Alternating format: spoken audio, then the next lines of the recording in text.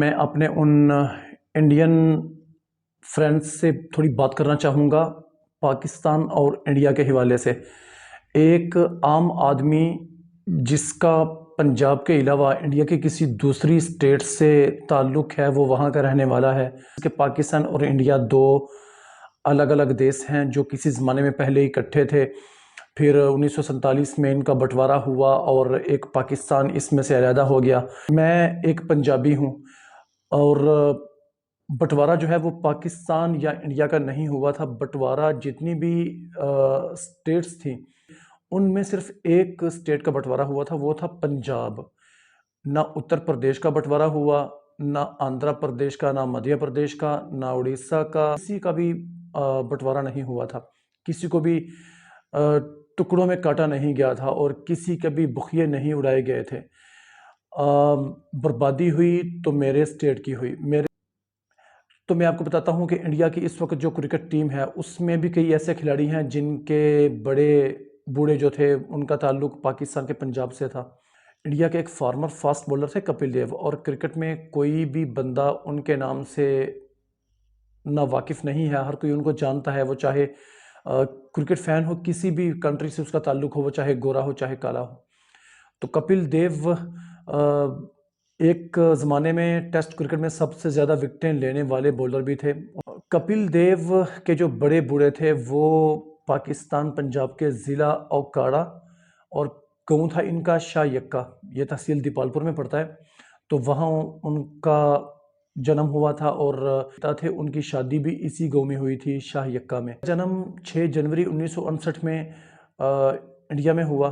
Partition के तकरीबन 12 साल बाद बनता है। तो कपिल देव फलते फूलते रहे। जब ये इंडिया की टीम में सेलेक्ट हुए 1978 में पहली बार, तो इनकी जो माँ थी उन्होंने इनको, पाकिस्तान का इनका पहला टूर था और उन्होंने इनको ख़ास तौर पर ये एक वसीयत की कि बेटा तुम वहाँ जा तो रहे हो, तो अगर तुम्हें मौका मिले तो तुम वो गाँव ज़रूर देख के आना, वो गलियाँ ज़रूर देख के आना जहाँ हम कभी चलते फिरते थे। उस गाँव की मट्टी को पकड़कर अपनी आँखों से ज़रूर लगाना। उसकी सूंधी खुशबू तुम्हें आज भी हमारी याद दिलाएगी। तेरे पिता जिस मट्टी में कभी हल चलाया करते थे उसका हिसाब किताब किया करते थे। कपिल देव के पिता रामलाल शाह यक्का गाँव से जब गए तो वो अपनी ज़िंदगी के तकरीबन 35 बहारें देख चुके थे, और उनकी शादी भी इसी गाँव में हुई, और उनकी जो पहली औलाद थी वो जाके चाहे इंडिया में ही पैदा हुई। तो कपिल देव फिर पाकिस्तान आए अपने पहले टूर में। यहाँ उन्होंने अक्टूबर का महीना था, अक्टूबर 1978 का, जब इन्होंने एक ही महीने में अपने ओडीआई और टेस्ट कैरियर का आगाज़ किया था पाकिस्तान के खिलाफ। साहिवाल में जब मैच हो रहा था तो इंडिया के एक और क्रिकेटर थे, वो भी, उनका भी गाँव पास ही था, और कपिल देव ने फिर वहाँ बात की उनसे कि भाई किसी न किसी तरीके से अपना गाँव देखना चाहिए। उस ज़माने में हालात ऐसे नहीं थे, आसानी से इजाज़त मिल गई और साथ 2-3 गाड़ियाँ गईं और गाँव में पैगाम भेजा गया कि जी आपके गाँव का एक जो बेटा है ना वो आपसे मिलने आ रहा है।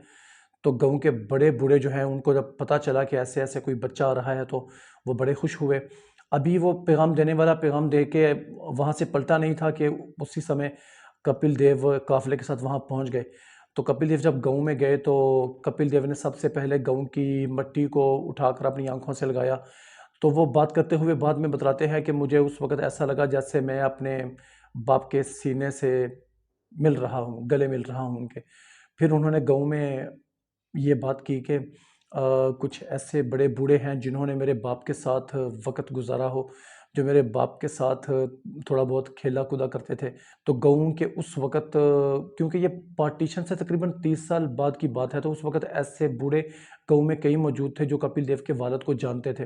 तो उनको बुलाया गया। फिर कपिल देव उनके लोगों के साथ बैठकर देर तक अपने बड़े बूढ़ों की बातें करते रहे, और इनको इनका घर दिखाया गया। वो घर तकरीबन वैसे का वैसे ही था क्योंकि वो अच्छी हालत में था उस वक़्त, पक्का था।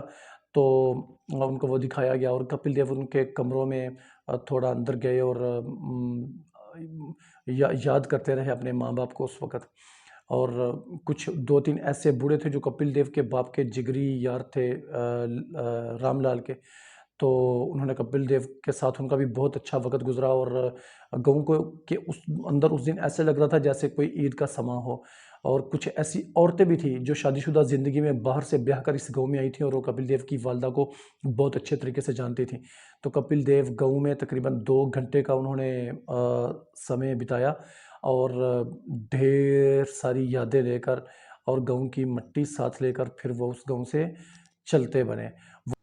गाँव के लोग बताते हैं कि 1983 में 1983 में जब इंडिया पहली बार वर्ल्ड चैंपियन बना तो कपिल देव उस वक़्त इंडियन टीम के कैप्टन थे। इस गाँव में उस दिन कपिल देव के जो पेरेंट्स का गाँव था शाहयक्का, उसमें उस दिन जश्न मनाया गया और हर बंदा खुश था कि आज हमारे गाँव का एक नौजवान जो है उसने एशिया को पहली बार वर्ल्ड कप का चैंपियन बनाया है और उड़ की बात थी।